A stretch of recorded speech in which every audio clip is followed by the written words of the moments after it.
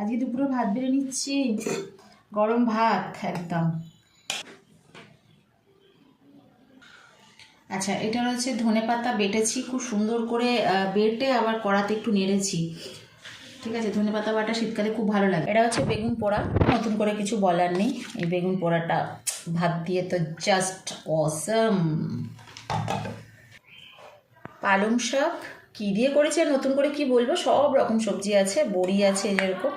চলো একটু পালং শাকও পাতে দিয়ে দিই। গরম গরম পালং শাকের তরকারি, বড়ি, আলু, মূলো, বেগুন, শিম সব দিয়ে এই যে পালং শাকের তরকারি।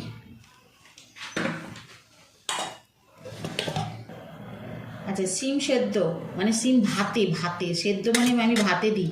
আমার ভাতেটা বেশি ভালো লাগে, লঙ্কা টঙ্কা একদম সরষের তেল দিয়ে মেখেছি। আমি বুঝতে পারি না। বেগুন ভাজা, বেগুন ভাজাটা এদিক করে দিই।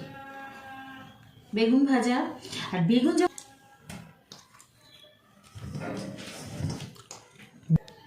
বেগুন ভাজা করেছি, তার সাথে তো জানো কি হবেই হবে। এই যে দেখো, এদিকে দেখিয়ে দাও, ডাল করেছি। এটা একদম ধনেপাতা দিয়ে পাতলা মুসুরির ডাল। তো ডালটা এবার বেড়ে নেব।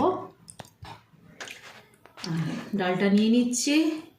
আজকে না কি বলবো, পঞ্চব্যঞ্জন না, আজকে না ষষ্ঠ ব্যঞ্জন হয়ে গেছে। দেখো তোমরা, এই যে আজকে দেখো ষষ্ঠ ব্যঞ্জন। প্রথম থেকে একবার বলে দেবো না, তোমরা তো বুঝতেই পারছো। এই দেখো আজকে আমার ষষ্ঠ ব্যঞ্জন। কেমন হয়েছে বলো তো, থালাটা বেড়েছি কত সুন্দর লাগছে না দেখতে, তোমরা একটু জানিও।